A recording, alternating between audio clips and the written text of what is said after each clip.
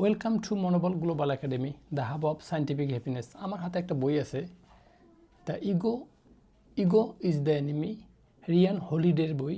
এই বইটাতে উনি সুন্দর করে ব্যাখ্যা করেছেন একটা মানুষের যত ধরনের শত্রু, যত ধরনের প্রতিবন্ধকতা, যত ধরনের অস্বস্তিকর পরিবেশ তৈরি হয়, এটার জন্য একটা মানুষের অধিকাংশ ক্ষেত্রে বা অনেক সময় আমরা দেখি ইগোটা এর জন্যই।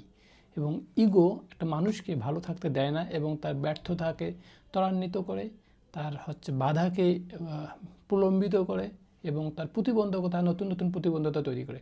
তো এখানে ইনি সুন্দর করে বলেছেন একটা মানুষের সবচেয়ে ইগো হচ্ছে সবচেয়ে বড় শত্রু। যখন মানুষ একজন ইগো থাকে তখন আত্মকেন্দ্রিক হয়, তখন আত্মসমালোচনা গ্রহণ করতে চায় না এবং ব্যক্তি মনে করে যে আমি অনেক বড় হয়ে গেছি বা আমার যা আছে এটা নিয়েই আমি সন্তুষ্ট, আমার কারো প্রয়োজন নেই। এটাকে উনি ব্যাখ্যা করেছেন এটা একটা ইগো টাইপের মেন্টালিটি।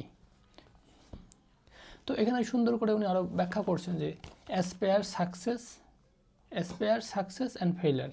আমরা স্বপ্ন দেখি এবং স্বপ্ন তৈরি করতে যাই, কিন্তু অনেক সময় বাধা প্রাপ্ত হই, কারণ স্বপ্নটা আমাদেরকে বাস্তব হওয়ার জন্য আমাদেরকে বাধা দেয় মস্তিষ্ক, ইগো। তারপর বলছে এখানে যে সাকসেস আমরা যখন হই তখন আমাদের ইগো তৈরি হয় এবং পরবর্তীতে দেখা যায় অনেক সময় আমরা এই ইগো থাকার জন্য আরও বড় কোনো সাকসেস পাই না, অল্প সাকসেসে, ছোটো সাকসেসে আমরা থেমে যাই। তারপর বলছে ফেইলার, আমরা যখন কোনো ফেল করি তখন আমরা মনে করি এটাই বুঝি আমার শেষ, আমার এখান থেকে আমি বড় হতে পারবো না।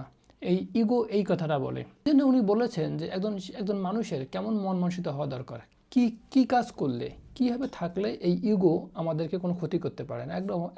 এক নম্বর কথা হচ্ছে যে শিক্ষার্থীর মনোভাব, আমি সবসময় শিখবো, এই মনোভাবটা রাখতে হবে। এখানে বলা হয়েছে 2 নম্বরে যে কাজকে ভালোবাসুন, খ্যাতিকে নয়। 3 নম্বরে উনি বলছে যে নম্রতা হলো শক্তি, দুর্বলতা নয়। নম্রতা মানে দুর্বলতা নয়। 4 নম্বরে উনি বলছে যে সমালোচনাকে মানুষ ক্রিটিসাইজ করবে, এই সমালোচনাকে অ্যাকসেপ্ট করতে হবে। কাজ ছোট হোক, বড় হোক, ভালো হোক, মন্দ হোক, সমালোচনা মানুষ করবে, এটাকে অ্যাকসেপ্ট করতে হবে। উনি বলছে ফলাফল দিকে না তাকিয়ে প্রক্রিয়ার দিকে মনোযোগ দিন, আপনার কাজটার দিকে মনোযোগ দিন, কোন প্রক্রিয়া আপনি কাজটা করবেন।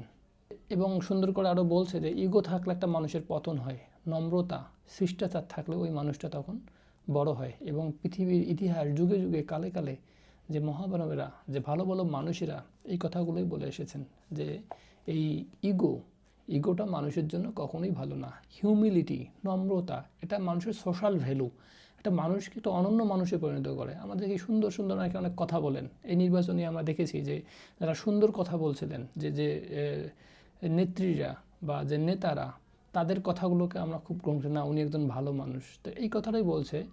তো ইগো একটা মানুষকে অনেক কিছু থেকে বাধাপ্রাপ্ত করে, কিন্তু ইগো না থাকলে একটা মানুষ অনেক বেশি সাফল্য অর্জন করতে পারে। সবাইকে অনেক ধন্যবাদ।